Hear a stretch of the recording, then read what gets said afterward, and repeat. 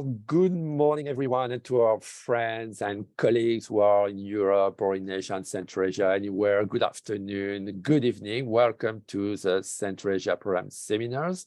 My name is Sébastien Pérouse. I'm the director of the Central Asia Program at the Institute for European, Russian, and Eurasian Studies at GW.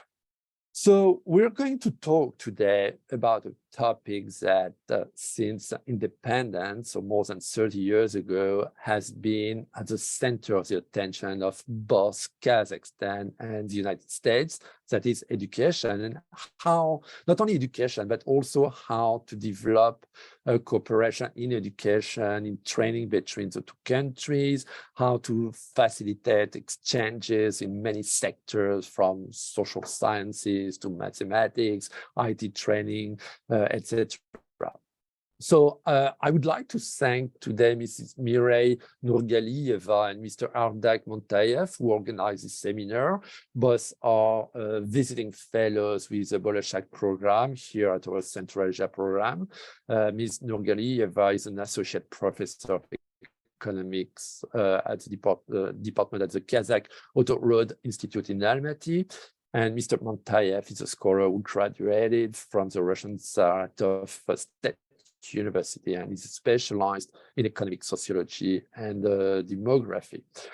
And to address our topic today, we have 6 speakers. Each speaker will present about, let's say, 10 to 12 minutes. After the presentation, we will have a Q&A session. So please feel free to send your questions in the chat box.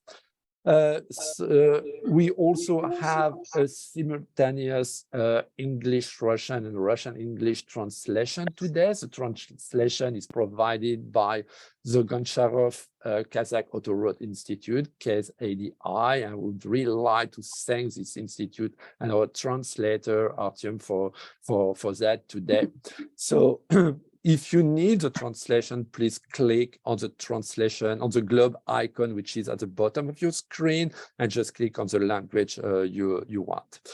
So we're going to, again, we have 6 speakers, and we're going to start with Nargis, Ms. Nargis Kassenova, who is the director of the program on Central Asia at the Davis Center for Russian and Eurasian Studies at Harvard University. And she's going to talk about the program on Central Asia at the Davis Center, bridging scholarly communities. So Nargis, and welcome to our program, and the floor is yours. Thank you very much, Sebastian. Good morning, good evening, everybody. Let me share my screen. Okay, perfect. Well, as Sebastian mentioned, I'm director of the program on Central Asia at the Davis Center for Russian and Eurasian Studies at Harvard. And well, I will be talking about Central Asian studies and the kind of what my program, what the Davis Center what we're trying to do to bridge our communities, the scholarly community here and the scholarly community in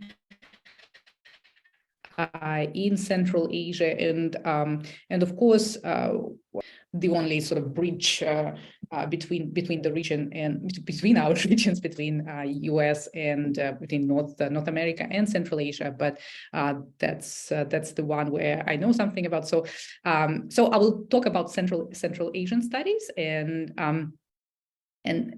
basically the region of Central Asia is pretty small and compact, and it emerged as a kind of political region fairly recently, 3 decades ago. So usually Central Asia is attached to some bigger region, and well, typically it's either Russian studies, or it's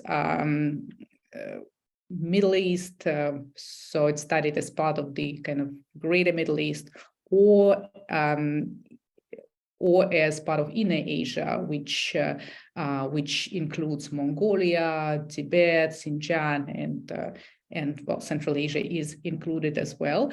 I'm at the Davis Center, and Davis Center emerged in 1948 as the Russian Research Center. 1948, you can note the date, that's the beginning of the Cold War. So there was a need to to understand their adversary, and the Carnegie Corporation gave money to Harvard University and to Columbia University to start Soviet studies. So the Harvard Russian Research Center is the Davis Center of today. It was renamed because the Davis family gave a good amount of money. I think it was in the 80s. I might be mistaken, but or early 90s. And the center at Columbia is Harriman Institute now. So here on the slide, you can see how it looked at the beginning when it was just established, a little house.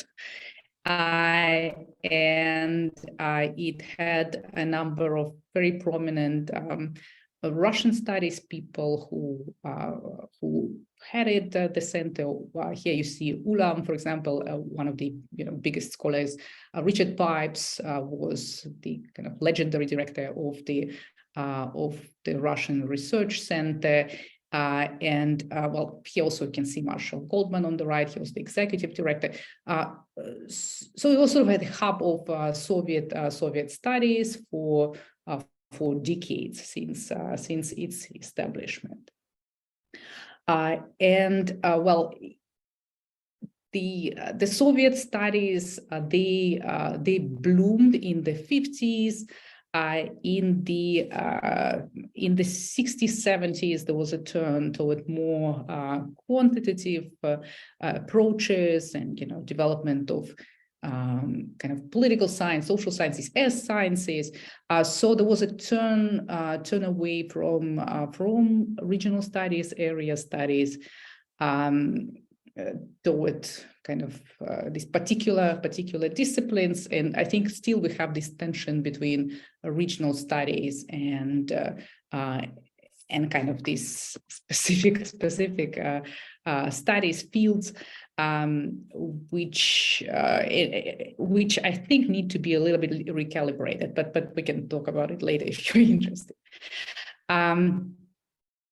With the fall of the Berlin Wall and the dissolution of the socialist camp, and then collapse of the Soviet Union, the interest in the region increased substantially. So that was another peak in the study of our region. Broader region, Soviet, post-Soviet, Soviet space. And that's when the center was renamed. It became Davis Center for Russian and Eurasian Studies to accommodate this big change. The mandate of the center includes the post-Soviet area, but we also look to some extent at former socialist Eastern European countries, and we look a little bit at the Baltics, but there is at Harvard there is also Center for European Studies, and we share our interest in those areas. But Central Asia is under the Davis Center. And there is also in Inner Asia, we have some overlap with the Inner Asia Studies program. Okay, now about, that's Davis Center today. That's the building where we are in. If you're in the area, stop by. It's near Harvard Yard, and here, basically, we are on the third floor of this building. Okay, program on Central Asia. I've been running this program for about 5 years, since fall 2018. And of course, I didn't start the program. The program on Central Asia and Caucasus existed for many years, and people like John Schoberlein-Engel, Laura Adams, Pauline Jones helped to shape the program.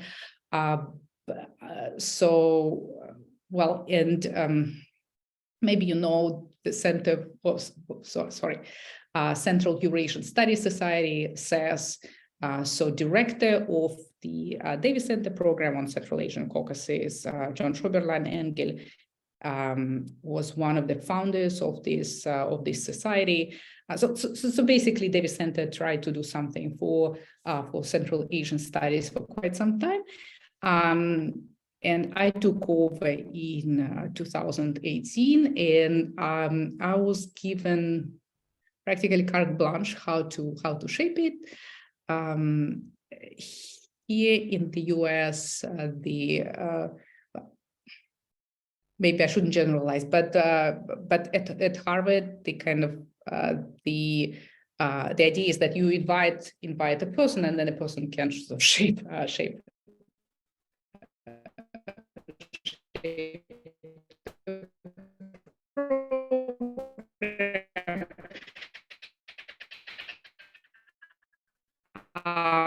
research events. I came with a project on China's Belt and Road Initiative and governance in Central Asia, because that's something I've been studying for quite some time. So that's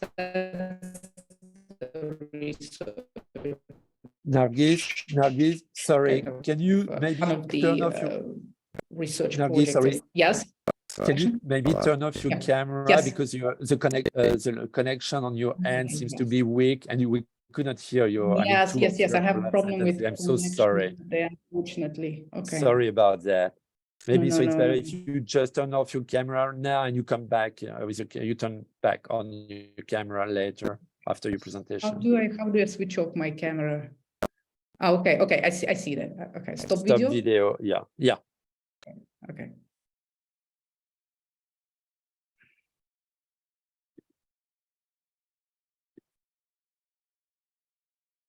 Well, it seems to be working now, Nargis, so maybe you can go.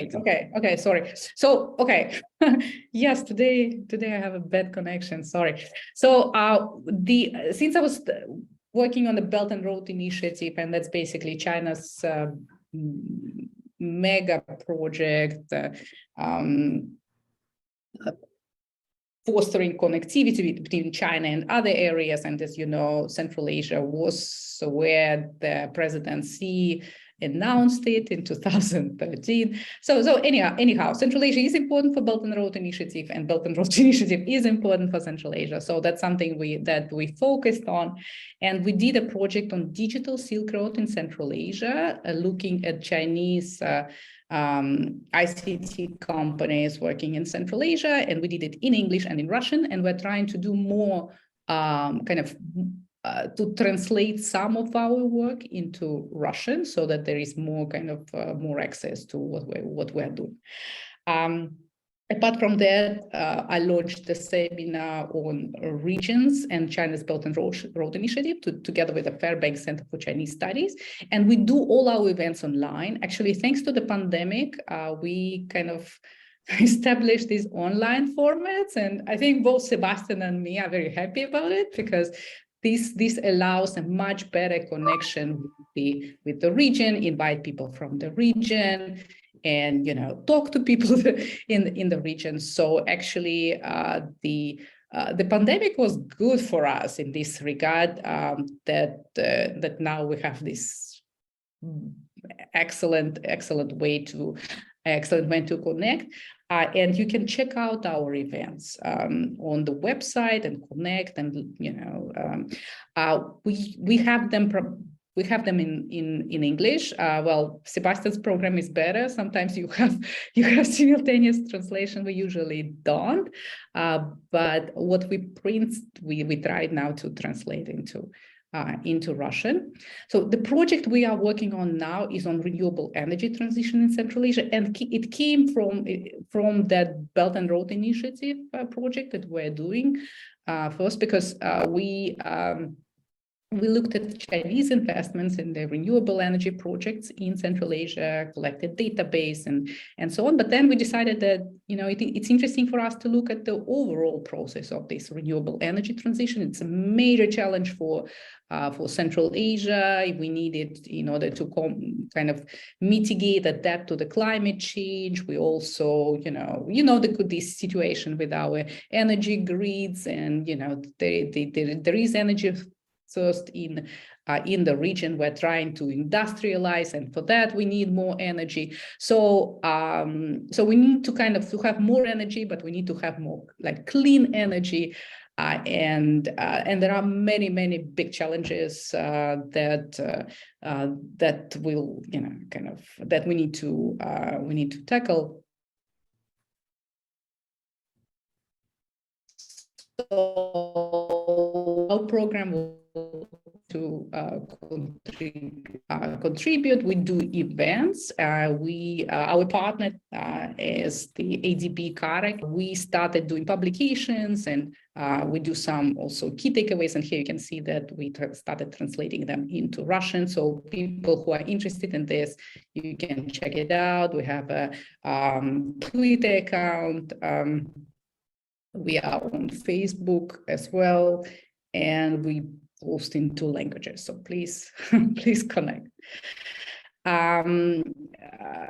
Another way to is working with the students, with fellows, and we just had over the past weekend, like this weekend, we had a graduate student conference on Central Asia. The graduate students, due to the funding constraints, because our funder kind of had this limitation that it should be US-based students. But as you can see from the photo, we had a bunch of people from the region. These are Central Asians who study here in the US, and that was very interesting, a lot of fun in research. And I think that our field is really being enriched by these students, these people from the region, who are the kind of the real bridges between our scholarly communities.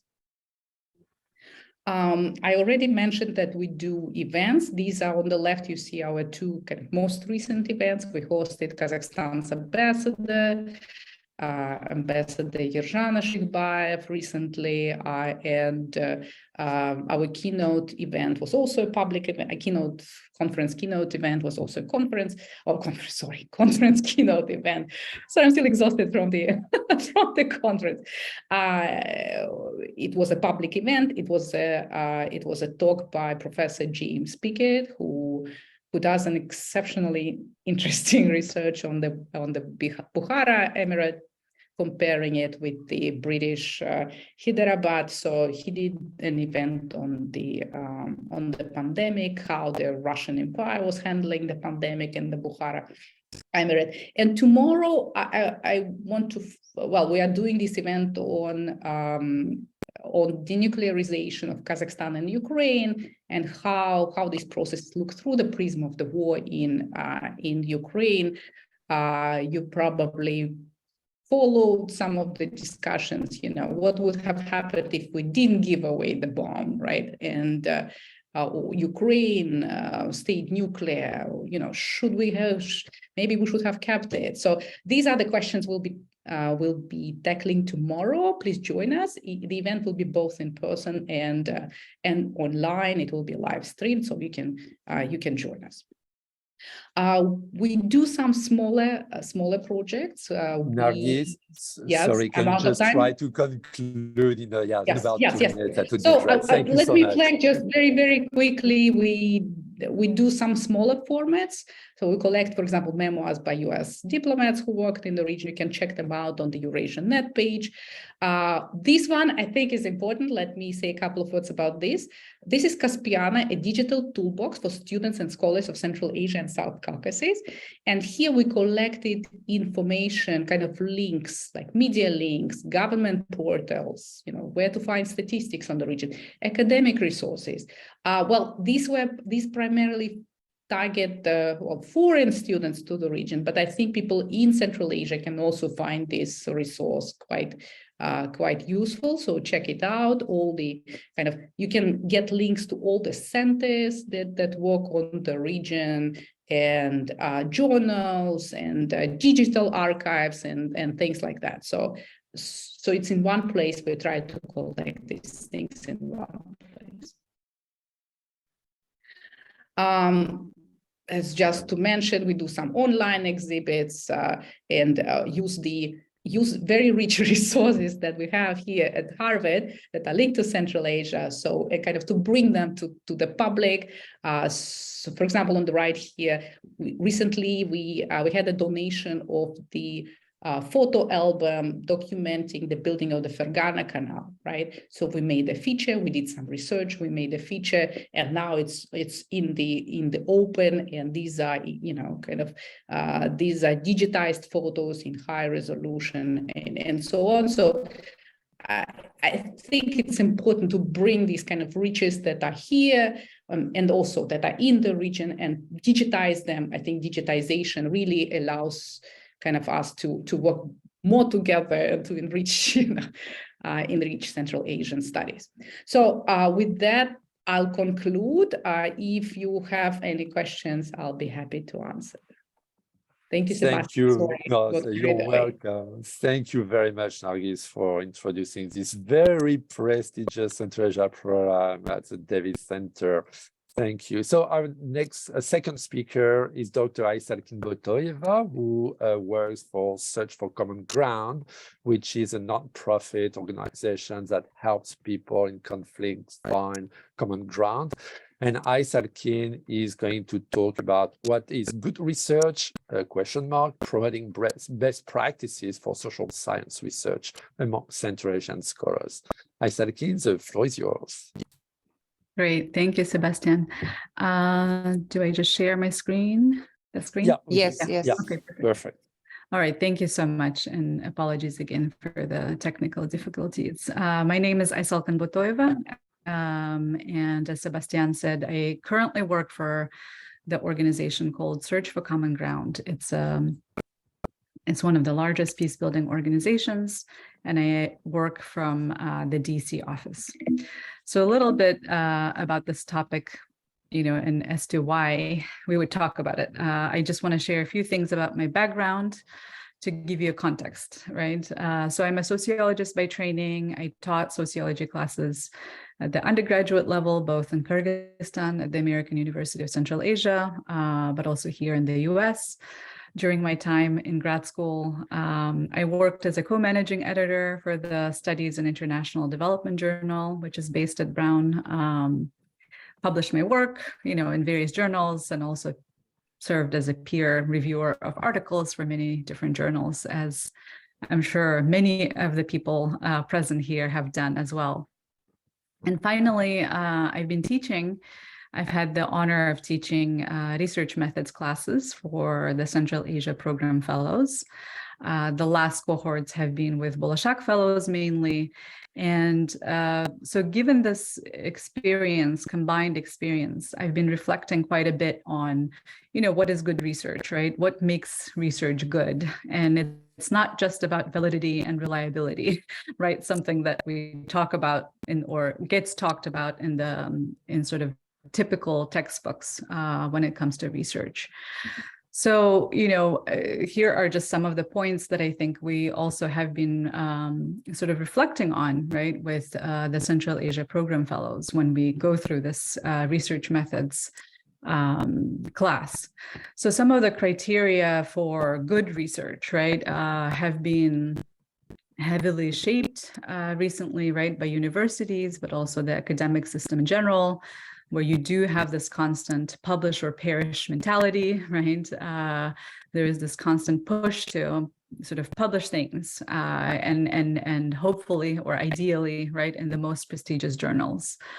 So journal ratings, prestige, impact, all of that seem to mean more, right? For many of us who are in academia, or especially for those who are in the tenure track system, or especially those who are in the region maybe and who are trying to gain more credibility, right? And gain the kind of status as someone who is an expert in a certain field. On top of that, of course, we may have advisors. We also, write various proposals and try to get grants, right? If we may be serving in dissertation committees, or we may actually, some of you maybe are at the stage where you have dissertation committee members. And, all of these sort of actors, right, again, come in with this lens of, okay, so what is a hot topic, right? What should you be researching in order to get that next grant, or in order to get invited to, I don't know, as a guest speaker, right, and so forth. So, all of these are, and we could go on, right? I mean, the list can go on. There are multiple pressures, I think, on academics, but also practitioners. And these criteria usually set, right, certain standards in terms of how we evaluate ourselves, the kind of research that we, again, think is interesting or good or, important and impactful, right? But again, given my sort of background and my combined experience, I've come to think about like, okay, so, but what is actually good research, right? What do I enjoy reading, or what do I think people engage with more? So, I'd like to just kind of, based on that experience and based on my ongoing discussions with my colleagues, with the Central Asia Program Fellows, what sort of, here are just some of the principles that I think can become actually guiding principles for us, right, as we engage in this kind of work. So this is a quick overview of the 5 principles that I thought can be key, right, again, in our decisions, in our evaluations of what is good research. And I'll be talking about each more in depth. So I think clear, a good research is, right? One is when you can clearly state why your research is important. And this comes up, again and again, right? In my research methods classes, for example, with Bolashak Fellows, people often say, well, why do we have to justify, right? And I think I was of the same opinion as well in the past, like, why do I have to justify, right? It's intrinsically interesting for me, or I think it's intrinsically important to study it. But I think what actually research shows, right, when we do the best kind of work, when we actually know ourselves what the purpose is, right, what the larger purpose, what the broader purpose of the kind of work that we do on an everyday basis is. So, and the why can be, there are many different reasons as to why someone may engage in a research project, right?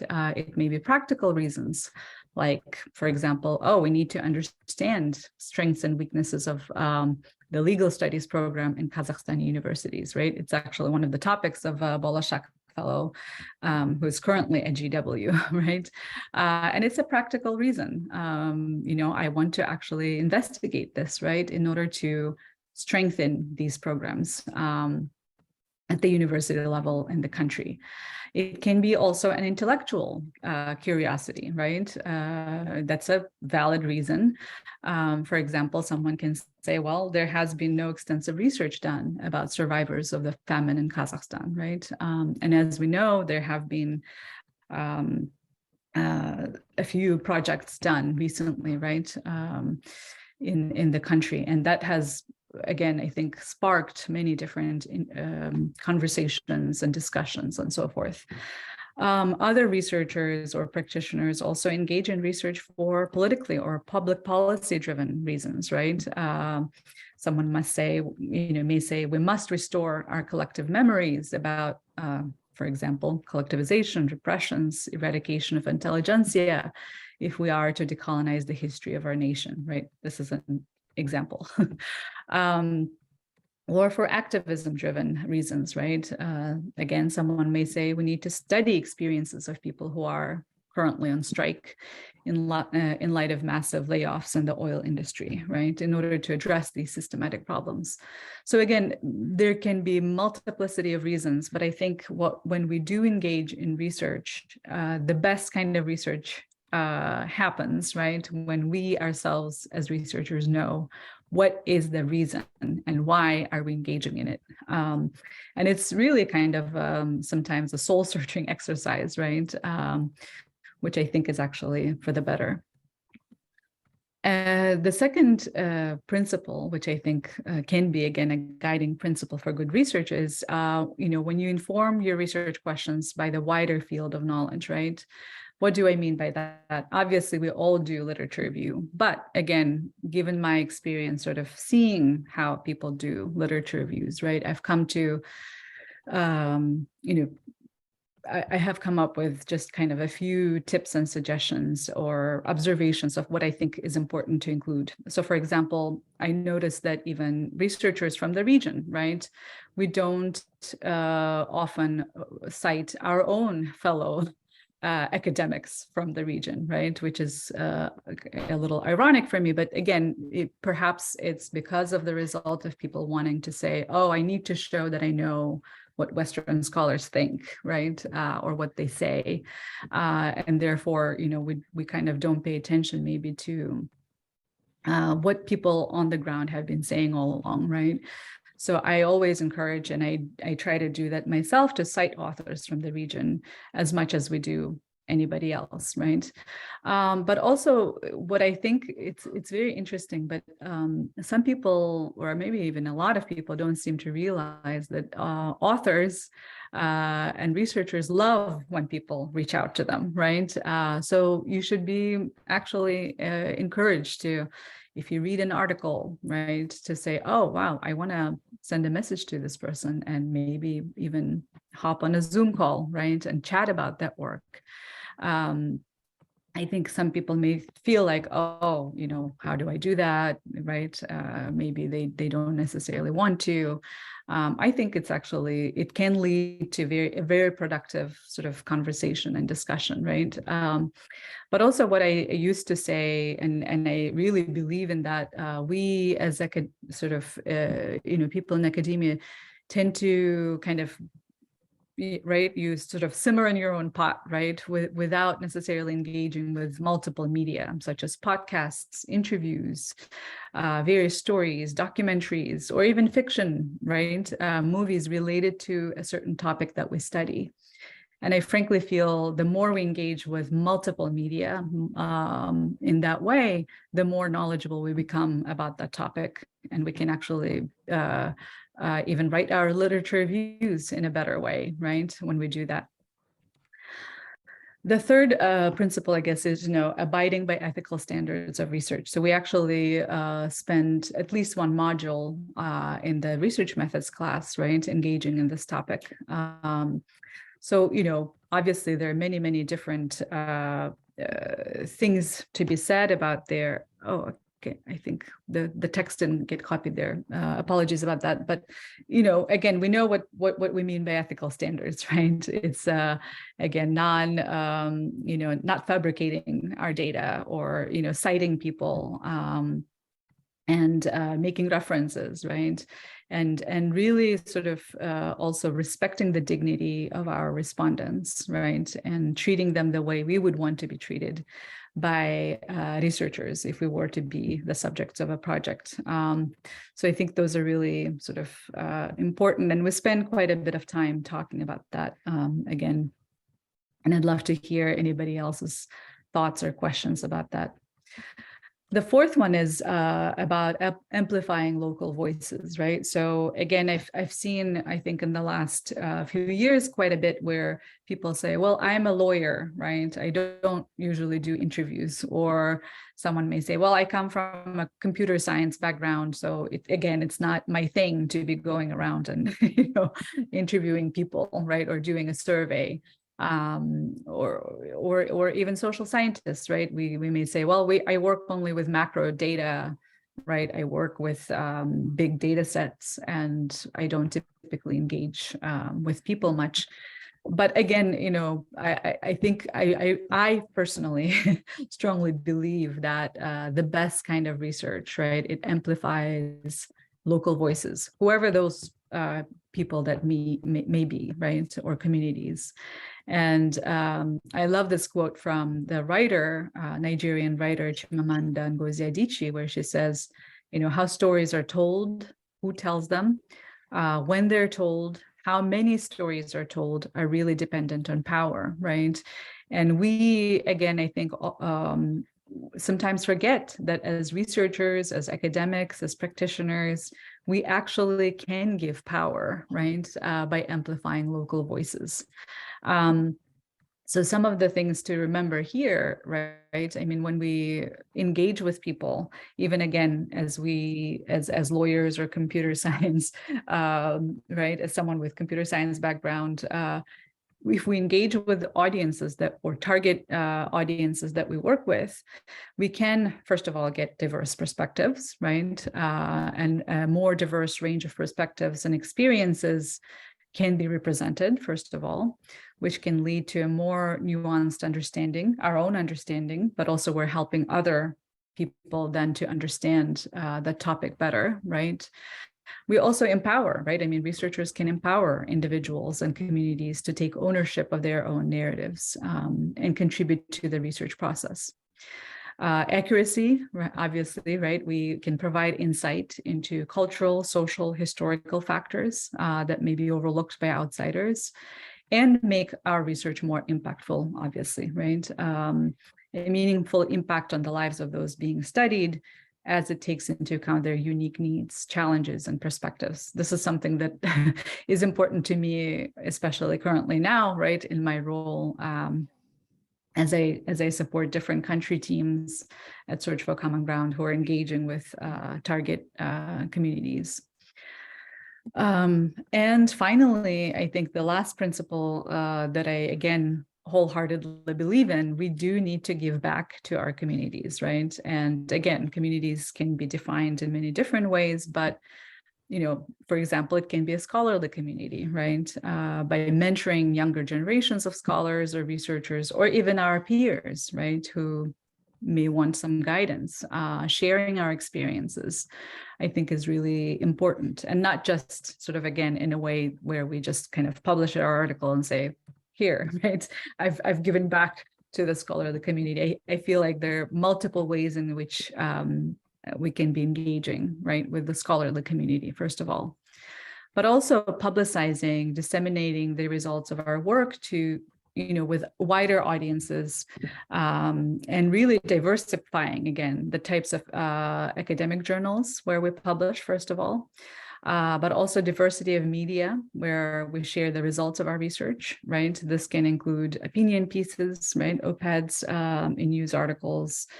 in news outlets, public policy briefs, right? Short blog posts, interviews, and podcasts and all of that. So again, I think as academics, at least I had that sort of approach, right? Oh, someone has to come and invite me, right? No, actually, we, I think, need to be more proactive and, inviting ourselves, right, to various sort of spaces and saying, hey, I actually have something to say and I would love to come in and give that interview, right?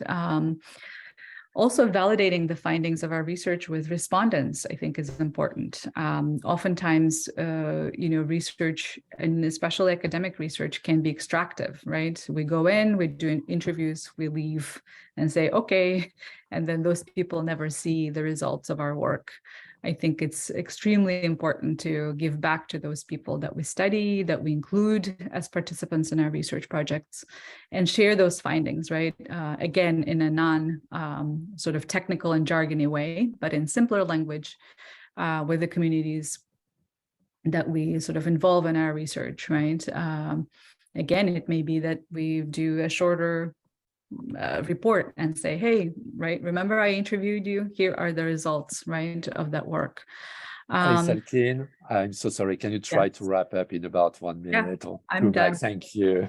I'm going to wrap up by doing a shameless plug, right? A quick illustration of how I have been trying to sort of practice what I'm trying to preach here, right? I have recently started a podcast called Sanalash.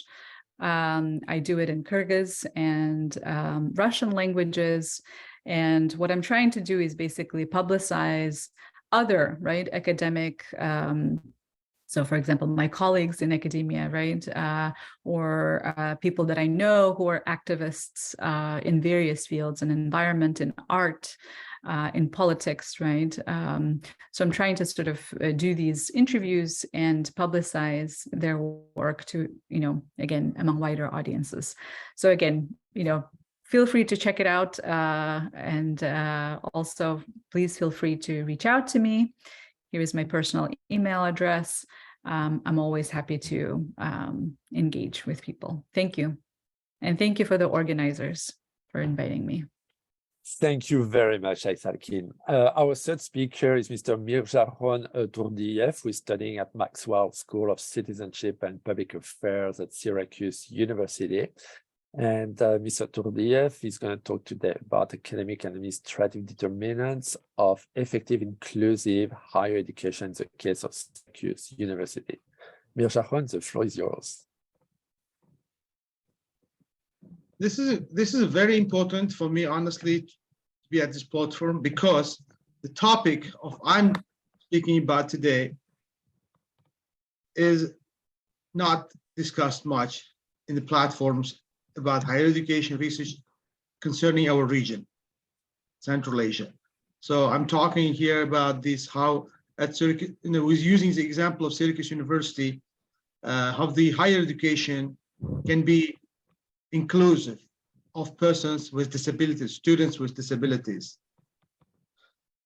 So let me go to my slides. So during my talk, I will cover, as you see, 4 bullet points here. Definitions, then policy and procedures we have here at Syracuse University to support inclusive higher education. When I say inclusive, mostly focus on disability-related inclusion. Third, disability-related academic programs. Last one is disability inclusion, research and advocacy research we have at Syracuse University. So I think examples here I will share will be, I think, very much interesting and useful for our audience, especially if you have academics from Central Asia, they can find out many things, because this is very new in our region. So first, definitions. I know in Central Asia, all 5 countries has joined UN Convention on the Rights of Persons with Disabilities. So I think today our largest audience are from Kazakhstan, and Kazakhstan joined the UN Convention, one of the earliest, in 2015. So there's Article 24, which obliges all the state parties to implement the inclusive education at all levels. So Kazakhstan, Uzbekistan, everyone, all countries ratified the UN treaty, so that means they have to stick to it. So that's one here, as you can see, definition, what it means as an inclusive education. And next one, as you see here, I have cited our center called Teshov Center for Inclusive Higher Education at Syracuse University. It says what's inclusion here. Inclusion is the incorporation of students with disabilities into general academic courses on campus across disciplines and departments. So here I'm just giving some quick highlights. First of all, in the context of our region, first of all, disability is very differently understood and defined and classified. I mean, that's a big topic. I'm not going to discuss it here today, but just I wanted the audience to keep in mind that when you talk about disability, you should understand different meanings, different definitions. And then another key word here, into incorporation of students with disabilities across disciplines. So it's not only disability-related class, it's across disciplines and departments. And I'll give some examples here how we're doing it at Syracuse University. So next is policies and procedures that we have at the Syracuse University that supports enforcement of inclusive higher education. So one is ICT accessibility policy we have here. It's all the faculty, all the departments, if they have any syllabi, any reading materials, digital formats, they all must be in accessible formats. We have our platform on the Blackboard, and all of them upload materials must be inaccessible. Like, for example, if you have video streaming, there should be some closed captionings or card services. Another one is ASL, we call American Sign Language service, need to be incorporated. Then another policy we have here, I mean, requirements, I would say, is procurement. So procurement is important. So at the policy level, Syracuse University requires the procurements of ICT products must be accessible. And for that, we have accessibility assessment committee to ensure that ICT products are accessible to all the users with different disabilities and different abilities. Then we have a Center for Disability Resources. This is a center university-wide. This center helps, we call it CDR.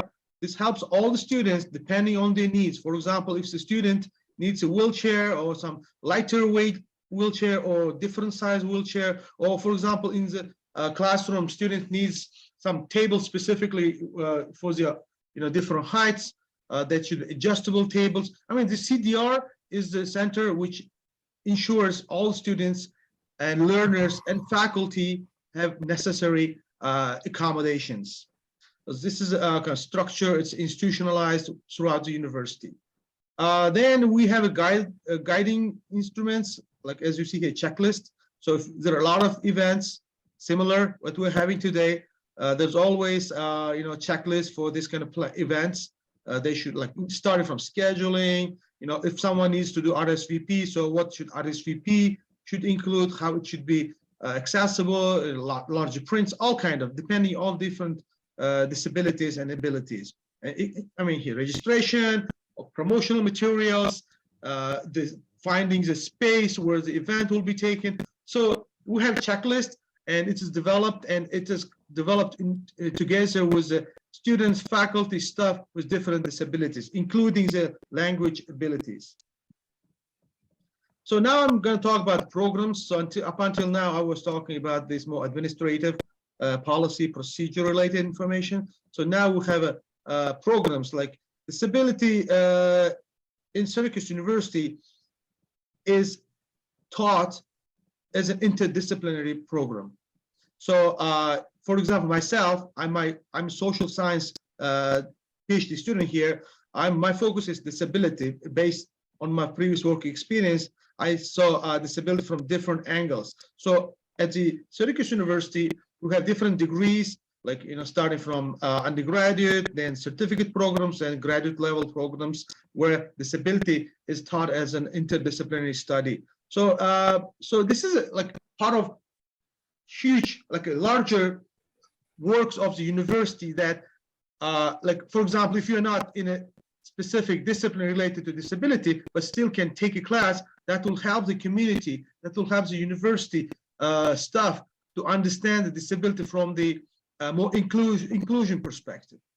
As you see here, we love this. We don't label people here, label jars. I mean, regardless of what disabilities they have, they must be part of the community. Another one is that we have a law school, the College of Law. In College of Law, we have a very strong program. It's been working for many years. It's a disability law and policy program. We have students, it is more interdisciplinary as well as cross-disciplinary, working with the students, like involved in, let's say, education school, architecture school, or business school, or public administration. so they can join these classes and get their degrees, like joint degrees on law and disability studies.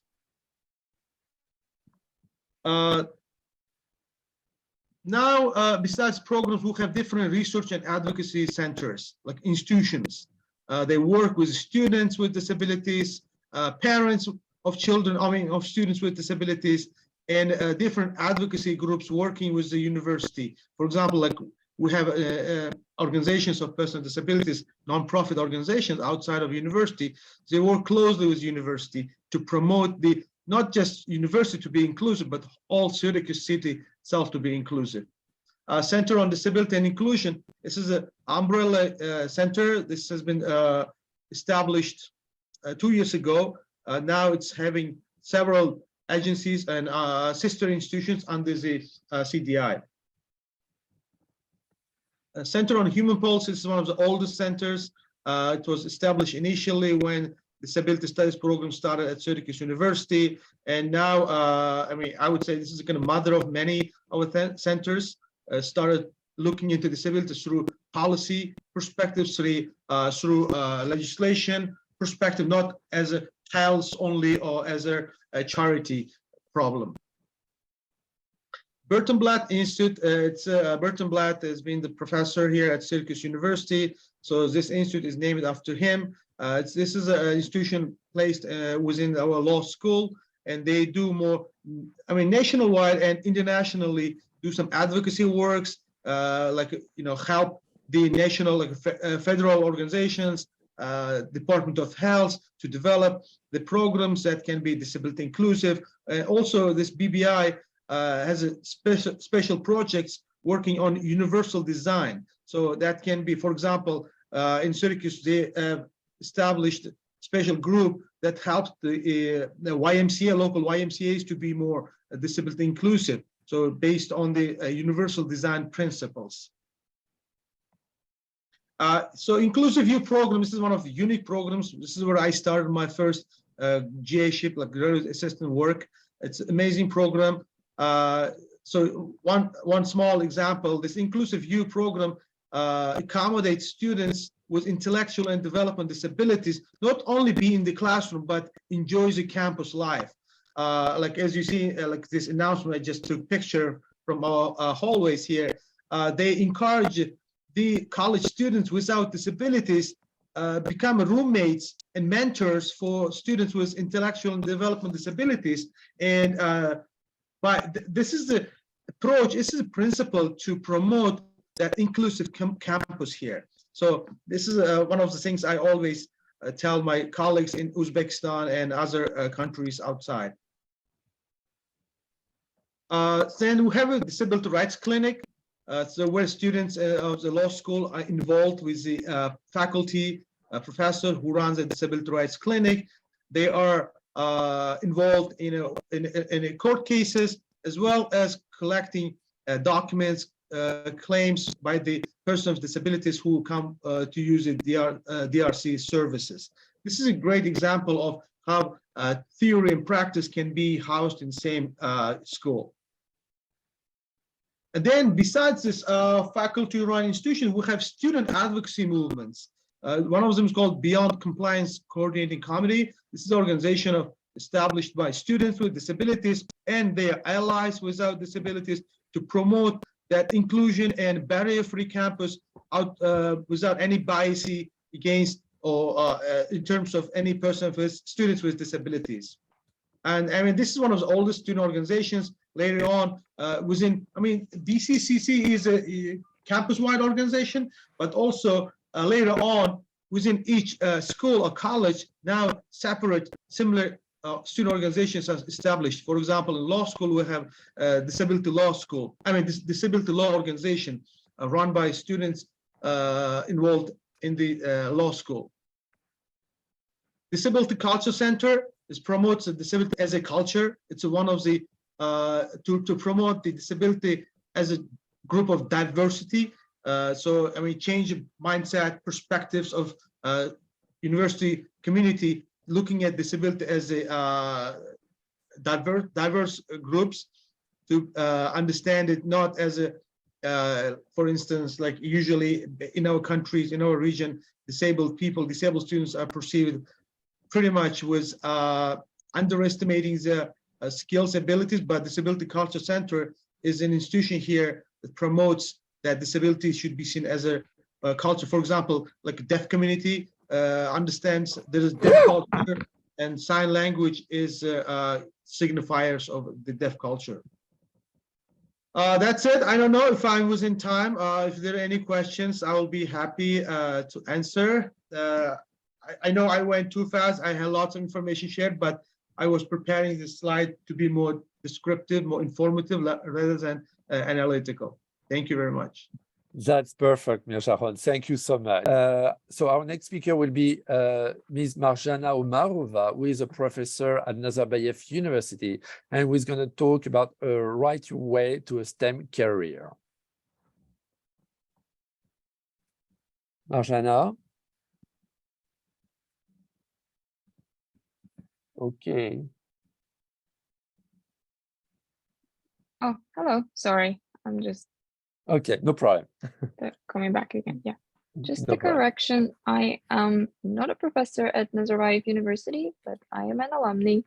And Oh, sorry. I just wanted to put together a quick talk for anyone interested in STEM careers. I know based on the talks that I'm a bit of an outsider to this like Central Asian studies community, but this is geared towards graduate students or undergraduate students interested in STEM careers. And the best way to build community, Central Asian community here, obviously, is to attract talent, attract students, to build communities here. So I'll just quickly go through my professional resume, and then as I will try to break down my resume as it relates to writing and how writing shaped sort of my career. And just I wanted to touch on a little bit on how to build writing habits, how to help build writing habits so that it helps you in your career and makes your career go smoothly, and makes your research and writing and go smoothly. So yeah, as I just said, I graduated Nazarbayev University in 2015. I am in the first cohort of NU graduates. I did my Bachelor of Engineering in Chemical Engineering, and then from then I came to the U.S. I came to New Orleans, Louisiana, where I did my PhD in Chemical and Biomolecular Engineering at Tulane University. So my research there focused on colloidal particles, lipid-water interfaces. In short, a little bit of biomolecular work, and then maybe a little bit of actual like colloidal science. Currently, I am a senior scientist at Intellia Therapeutics, which is a biotech company that does gene editing here in Cambridge, Massachusetts. We are located near Central Square in Cambridgeport. I started as a scientist. I'm in the delivery sciences team right after my PhD, and I am still here enjoying my work a lot. And I do assay development and then lipid nanoparticle formulations. Lipid nanoparticles maybe became a little bit more known with the vaccines coming out, and then we also do formulation screening. And so the reason I wanted to emphasize writing is that as I think back on my career, and as even on my work now, I wanted to just emphasize the importance of it. As an undergraduate, and as many undergraduates, even in STEM careers in like engineering and science, there is writing involved. There are homework assignments. You, as an undergrad, probably start your first emails to professors, and there is the GRE if you want to pursue graduate school, the graduate school applications, personal statements, and that is all the writing that I had to do as an undergrad that essentially helped me and is still the foundation of my work, of how I operate today.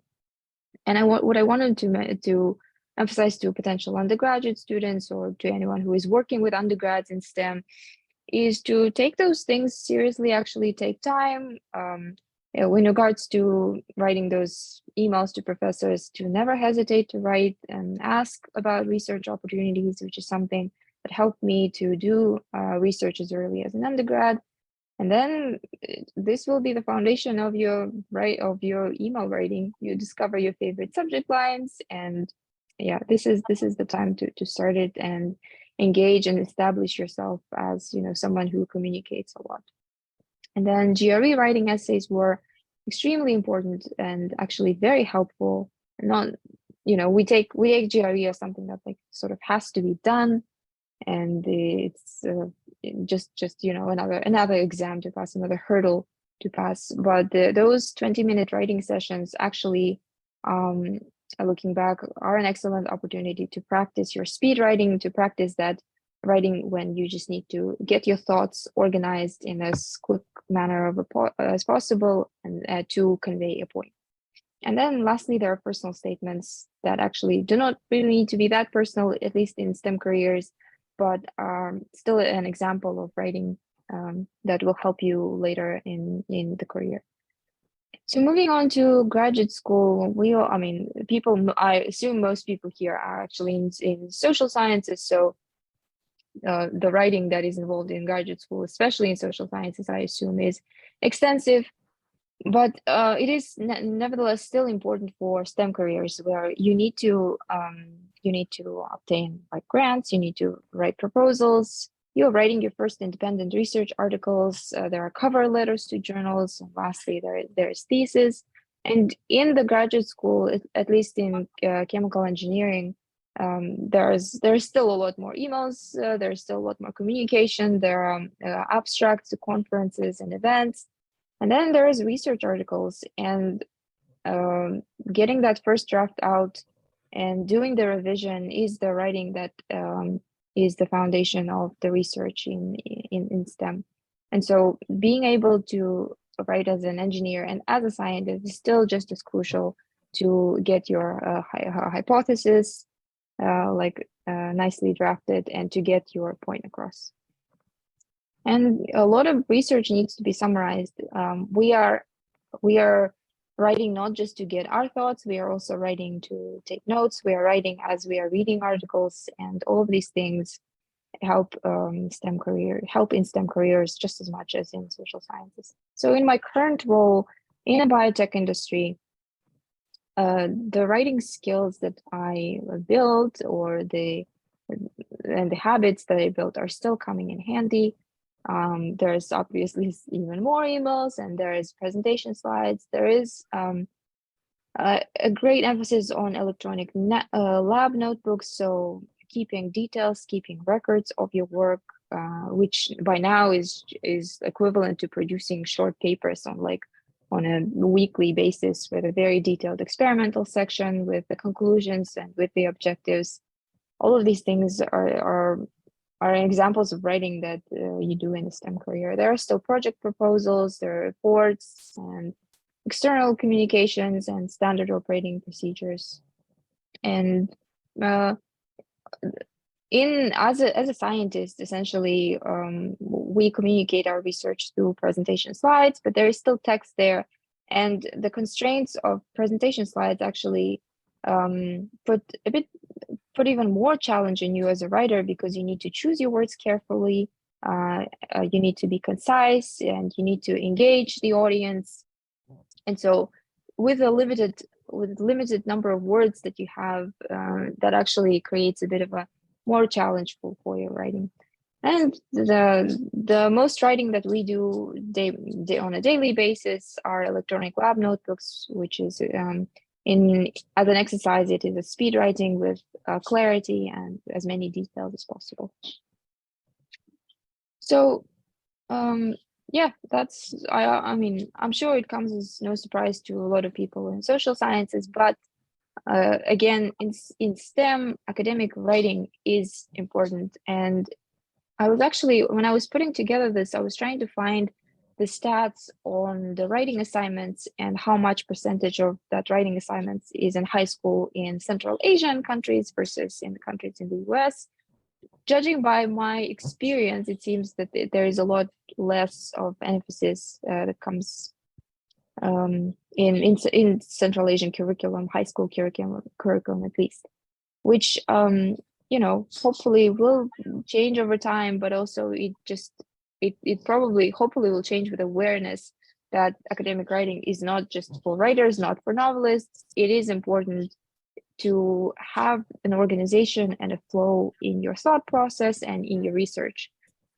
So the way we write helps us with solving complex problems, especially, something like a thesis. It's a multi-year complex problem that you need to solve, and you need to keep outlining and rewriting things. And as you write, a lot of things will make sense.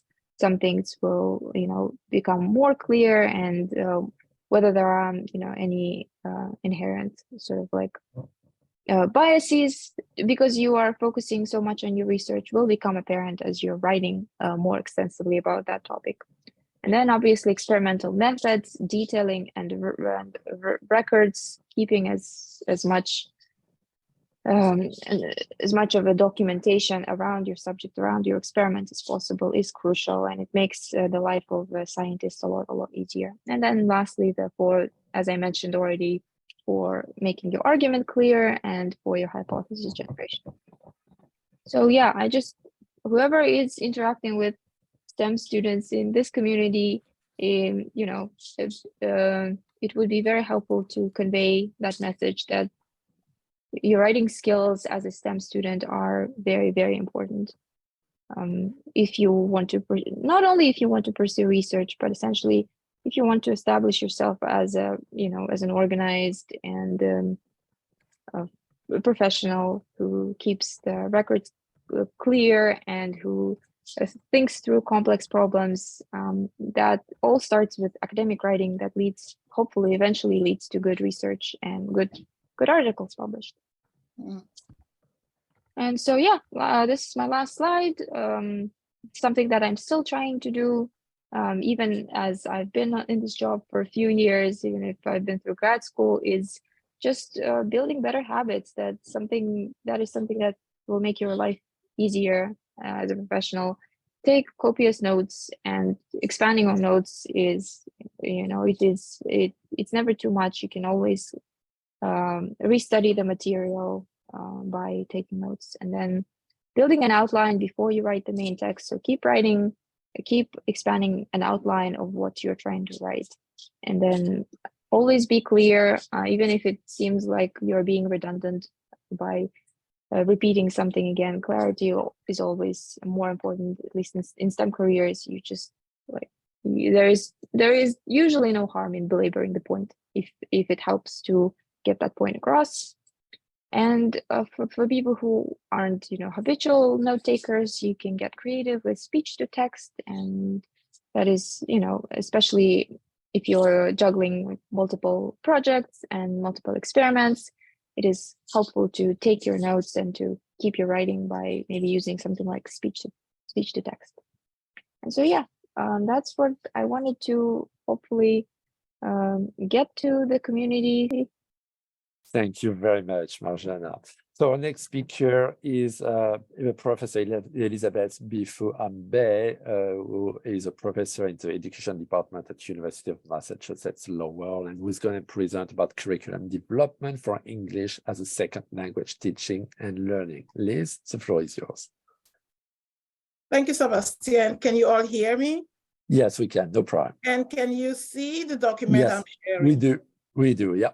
All right. May I just say that that was a good coincidence that I couldn't go, and that the speaker who went before me had to go, because she basically laid the stage for me. Writing is hard. Reading is hard. Speaking, listening, visually representing, and doing all of those literacy skills are difficult, especially for English language learners. And it's not for nothing that she said something about, well, she didn't quite, stay in the structure of the presentation, but it's not for nothing that there are more ABDs in the US than PhDs. ABD is all but dissertation. So the students did all of the coursework, but they could not complete this piece of writing, this big document. And those of us in the social sciences are aware of it, and I can understand that it's especially difficult for students in STEM, but even much more difficult for English language learners. So my name again is Elizabeth Bifwambe. I'm associate professor at the University of Massachusetts Lowell. And I'm going to start by giving you a little bit of background about myself. I'm a simultaneous bilingual, multilingual person. I speak several languages.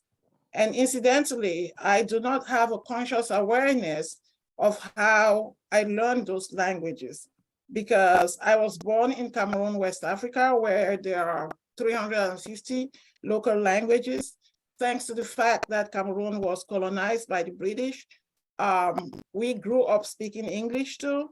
It was the formal language at home and at school from kindergarten. And Cameroon was also colonized by the French. So when we went to school, by the time you got to secondary school, instructors had the freedom to teach either in French or in English. So you picked up the other language too.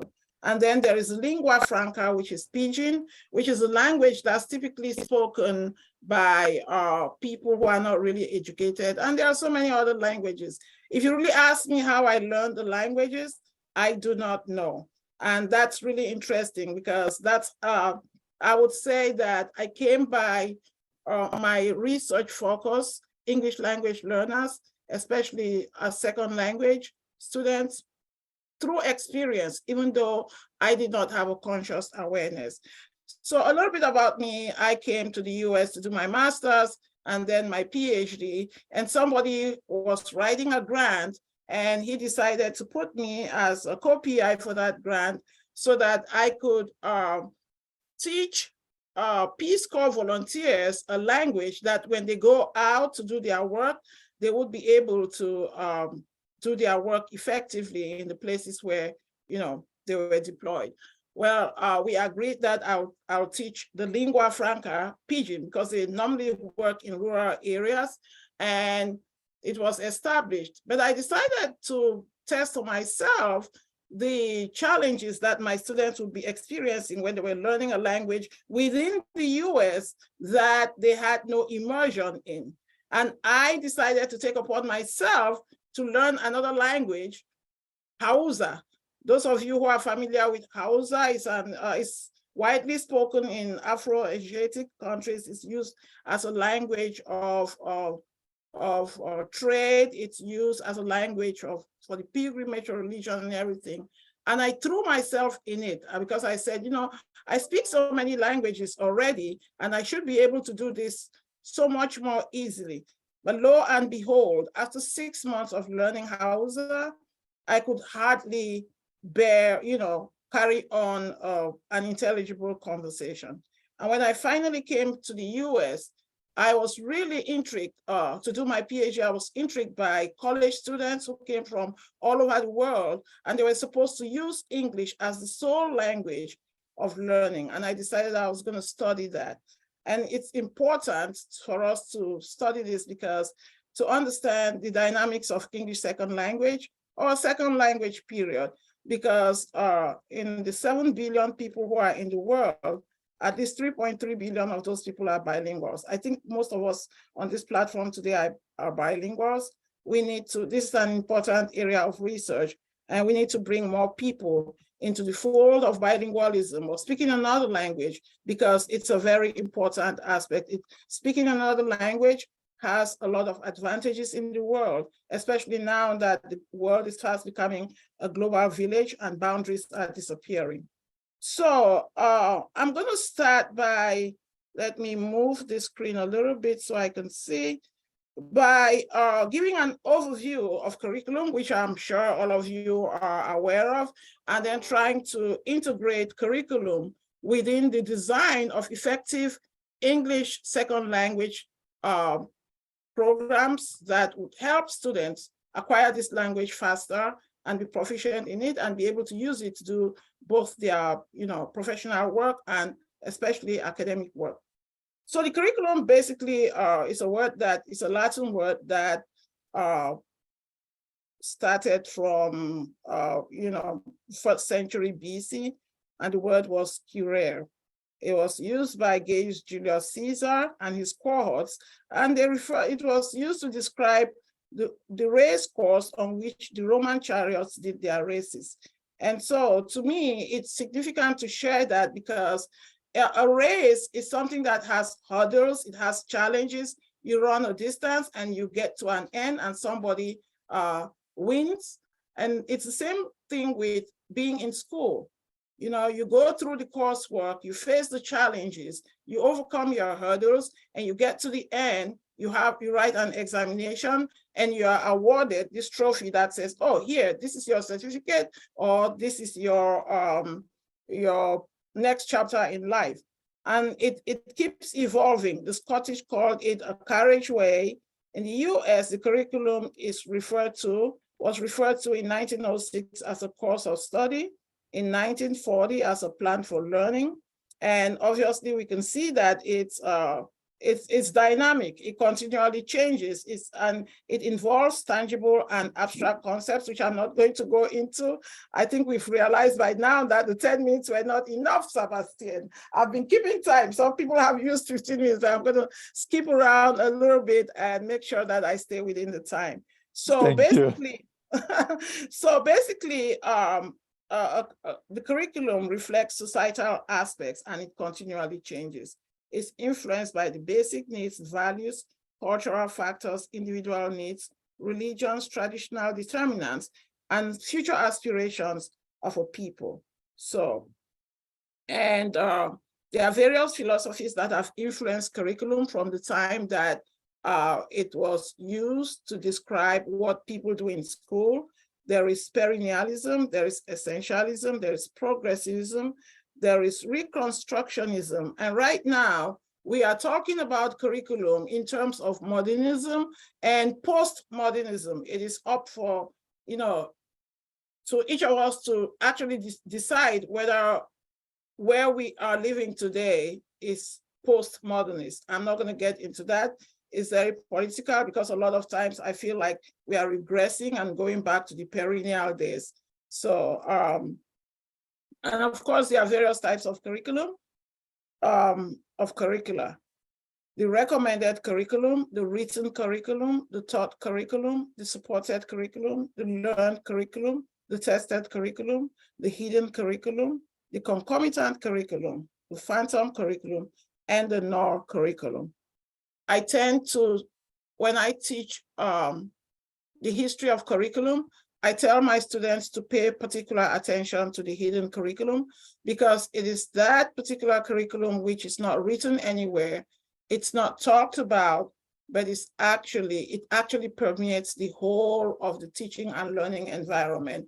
When our colleague from Syracuse University was talking about students with disabilities and some of the challenges that they are still facing, and was bringing in, documents that have been signed by all the nations, including Eastern Asian nations, but that they do not really respect the things that they signed on. I was thinking a lot about the hidden curriculum, which is, it doesn't matter what is written, what is recommended, what we bring into the classroom and what we deliver and what we do not teach sometimes supersedes the written curriculum. So I try to start with a working definition. So for our working definition today that we're going to use in order to understand how teaching and learning English as a second language fits into curriculum design, we're going to basically say curriculum is primarily the instructional and educative program through which students achieve goals, ideals, and aspirations in life. It embodies many aspects of teaching and learning that include a program of study, a pattern of offering the program, the content of the courses in the program, the experiences through which knowledge is communicated in the program, the instructional resources, the instructor who delivers the program, and of course, the out of school or out of classroom experiences that students bring into the learning environment. That is very, very important. So here are some of the factors that we have to consider. Let me see. There, yeah. So here are some of the factors that we have to consider when designing an effective curriculum. The learner is at the center of learning. Even if it's to control the minds of the learner, which was the whole focus of perennial curriculum, or to let the learner think freely, which is supposedly the perspective of modernism, the learner is still at the center of all curriculum design. And therefore, effective curricula must focus on the complex and dynamic factors that the learner brings into the learning environment and draw upon those factors to make sure that it contributes to successful outcomes. For English language learners, the most important question to ask would be, what is the purpose of learning the language? And here I'm going to segue a little bit, even though we talk about English second language as my caption, I'm also thinking about English as a foreign language for people who are learning language in places where English is not the main language, English as for speakers of other languages, English for academic purposes, English for professional purposes, and all types of Englishes. We still put the learner at the center of it. And surrounding the learner, factors like the instructor, the resources that are used, and the context. Context is very important because if we look at some of the strategies that we have to employ to make sure that students are successful in being English language learners, we realize that context is important in terms of strategy. Within the US, immersion is considered as the best approach, but somewhere like Kazakhstan, I don't know what other strategies that are going to be used, or in other countries where English is not the main language of communication, or some of those Russian countries that we have been referring to here in the past. So what are some of those? Yes. Liz, I'm so sorry. Can you try to wrap up in a couple of minutes? I'm so sorry. Okay, all righty. So I'm just gonna well, I'm gonna put my email there. And if anybody wants to get more information, they can. So, approaches to teaching second language learners, immersion is actually the best, and bilingual education is actually preferred. Bilingual education is preferred, but unfortunately within the US, students are encouraged to lose their first language and only learn English. That is counterproductive. And talking about academics, there are two main things which I want to emphasize here. The basic interpersonal communicative skills and the cognitive language proficiency, which my former speaker referred to. That is the aspect that trips students a lot. We have to bear that in mind because somebody could be proficient in the language, but when it comes to the cognitive aspect of it, like the speaking, the listening, the writing, and all of those other things, they do not have a proficiency in it. And so designing effective curricula for English language learners must take these two important aspects into consideration. And all of these curricular factors really should be considered when designing effective curriculum for English language learners. That's the end. Thank you so much, Liz. So our next and last speaker, I'm really sorry we're late, but so we will have now Professor Margarita Lipova, who teaches at the University of Mechanical and Aerospace Engineering at the University of Kentucky. And Professor Lipova is going to present on Fulbright Visiting Scholar Program, participation and dissemination of results. So the floor is yours, Professor Lipova. Thank you very much. Yes, thank you very much. I think that we are actually very Oriental tradition to be a little bit late, not to be in a hurry. So do you see my screen? Do you see my slides? We do, yeah, Yes, perfect. great. Mm-hmm. And for sure, I'd like to be as short as possible. I know that Sebastian probably would like to conclude somehow this great event of us today. So I have sent this presentation to Carla Gash, and for sure she can share this with all of us. So I will not stop so much on my, some slides. Just would like to note that I have some, quite big experience to apply for different scientific grants. So I have received several of awards and honors, and for sure some significant of that. It was Fulbright Visiting Scholarship. I have received this in 14-15. And as a result of this, I was the president of our Fulbright Association of Kazakhstan, FASK. We have arranged this in Kazakhstan, and if you'd like, for sure you can join, because of, for now, this current president, Altina Rengazina, she is always ready to support somebody who'd like to know something more about Fulbright Association, about Fulbright application, and so on. As I told, I have sent my presentation to Karlagash, and you can find here some useful links, how to apply, how to find out the university on which you'd like to go, which another programs you can find there for non-US citizens. You can see here that bunch of them you can apply anytime. And for sure, there's different requirements there, different field of science and so on. And for exactly this program, I mean visiting scholar program, there's several requirements here. And some of them for sure, it could be, that's no requirements in age. You could be different age, but you should have some degree, scientific degree. So it means this is not for students. This is already for scientists who has some publication, who has some degree. Moreover, it could be degree in like candidate of science. We had such a degree in Soviet Union, кандидат каких-то там наук. So you could be a candidate for this, not necessary to be PhD. And it would be some portal here. I actually appreciate if you will consider this by yourself, because of this not absolutely not difficult here. What I can notice here, you need to have some invitation letter from the American University.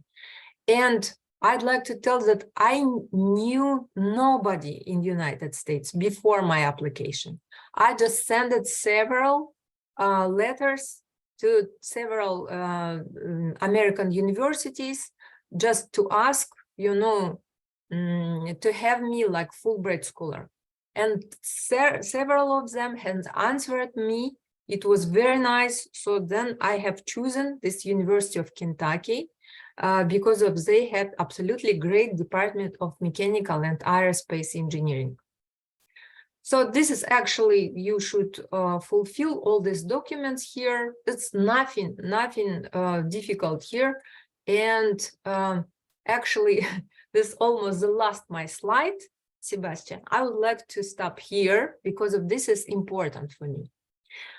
So what I have received when I have arrived first my year being Fulbright scholar to the American University. It was University of Kentucky, Department of Mechanical and Aerospace Engineering. For sure, it was absolutely great university capacities. So University of Kentucky has supercomputer. Just for your information, in Kazakhstan, we have right now 2 supercomputers, one in Astana and second in Almaty. And actually, they are absolutely occupied. You cannot make your calculations there.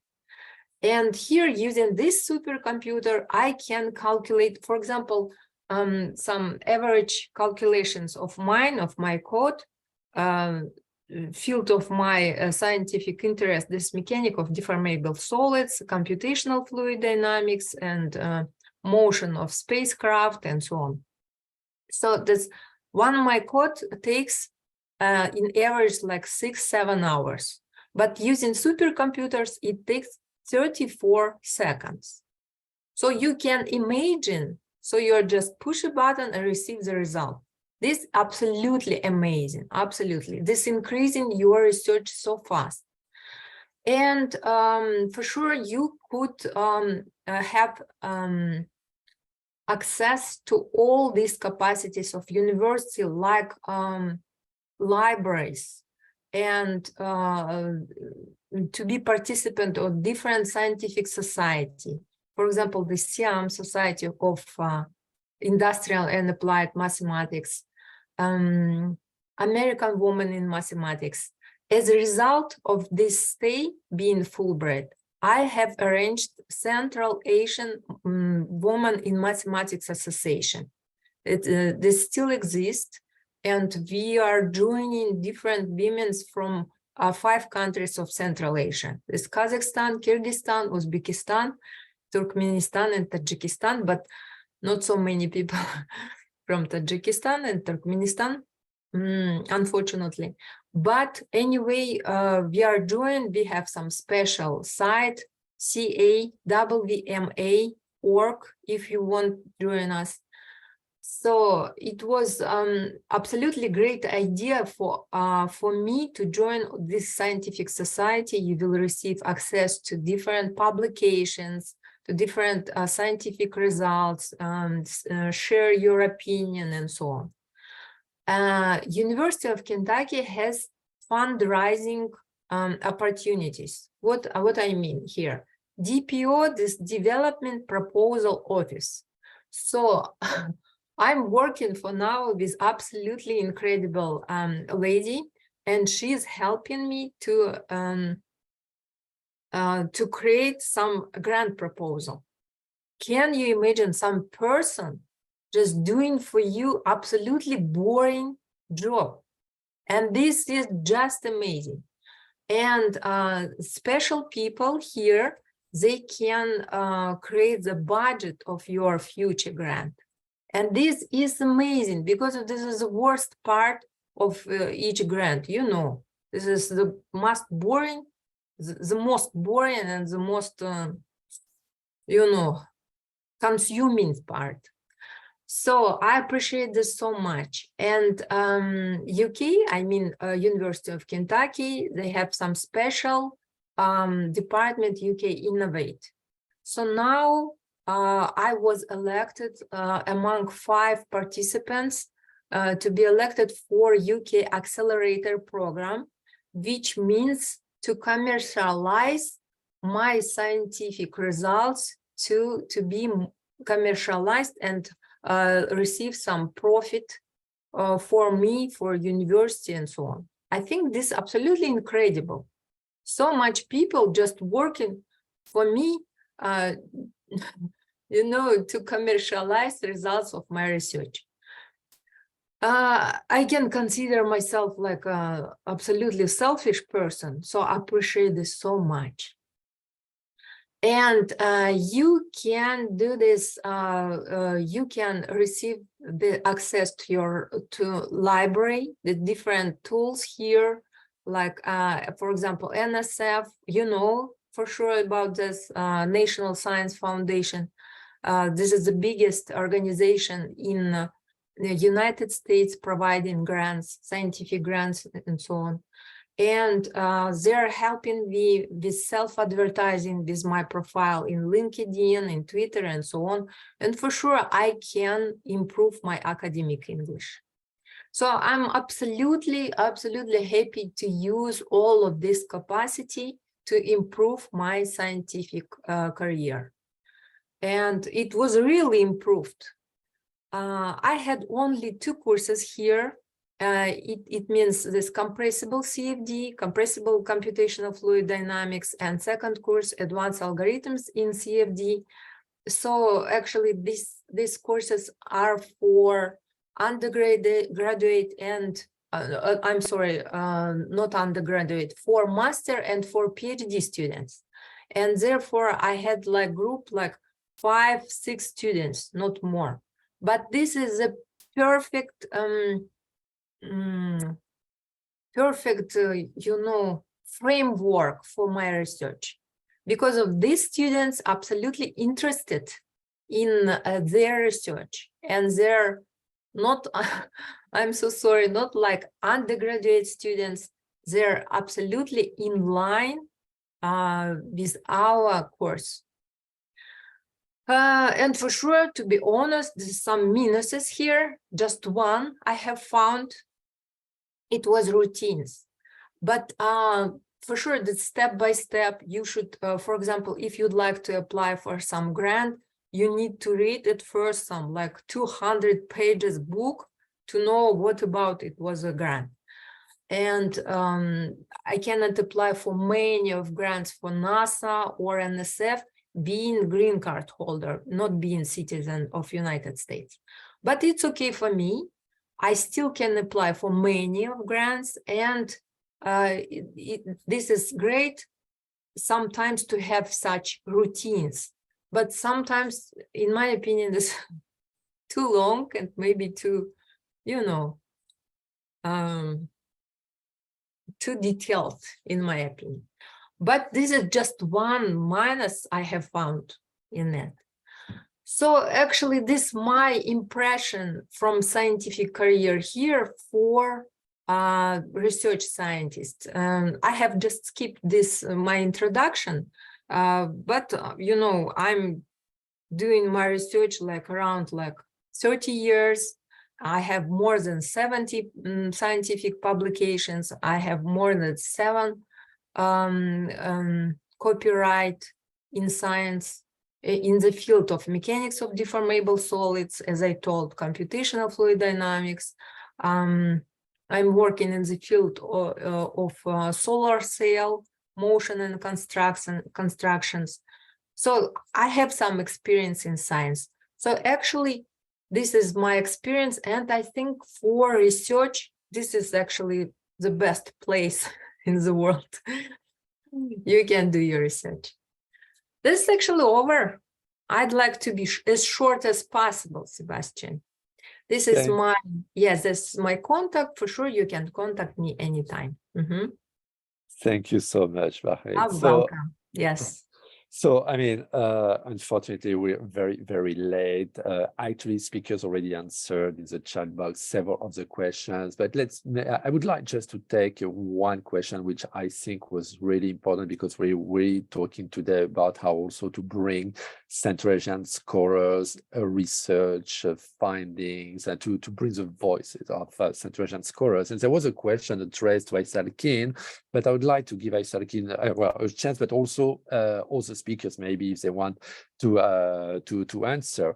And the question is, so there is a lot of really fascinating research done by Central Asian researchers, but I mean, gold, between quotation marks, gold standards on how research should be done is set by Western thought and structures of high-ranked and impactful journals. So taking that into account, how can we diversify research production and make it more inclusive, amplifying Central Asian researchers' voices?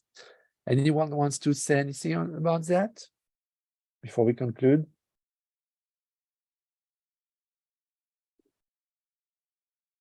Aisalkyn, do you want to add anything? I see a hand from Alva. No, we just, I'm so sorry, we're so late. I'm really sorry. I feel terrible, but we need to use the voice on. Yeah, so go ahead, sorry. Yeah, I responded to it in written form, actually, in the chat. I mean, I do agree, and it's a very, very, we could probably spend a day just talking about that. It's a huge issue.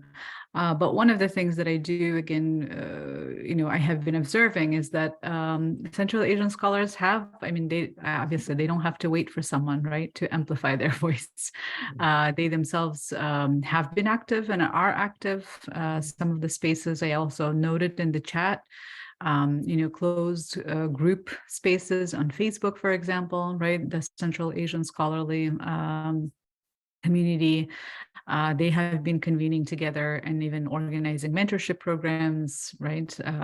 Publishing in various journals. and so forth. I won't go on, but those who would like to engage on this, again, please feel free to reach out by email, and I'm happy to continue this conversation. Thank you, Aisalkyn. Any of our other speakers want to add anything very quickly because we need to conclude? Or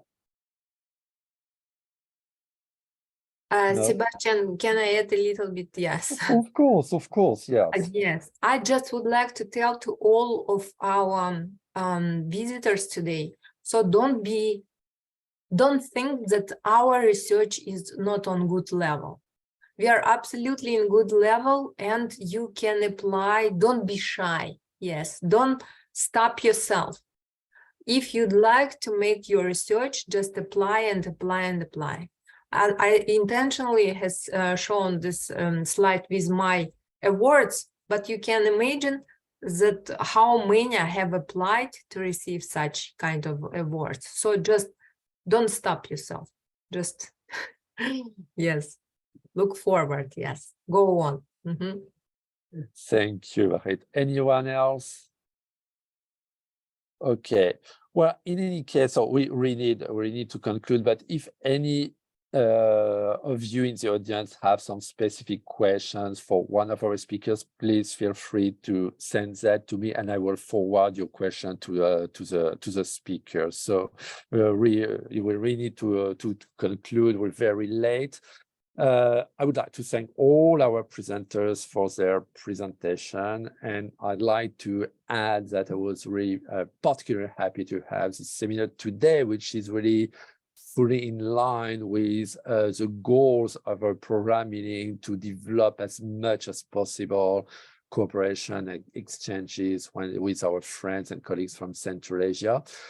Thank you again to Ms. Nurgalieva and Mr. Montayev who organized this event. Thank you to our translator from the Goncharov Kazakh Auto Road Institute, KZADI, translating is a very difficult job. So thank you, all of you again, and we look forward to seeing you again in one of our Central Asian program seminars. Thank you. Goodbye.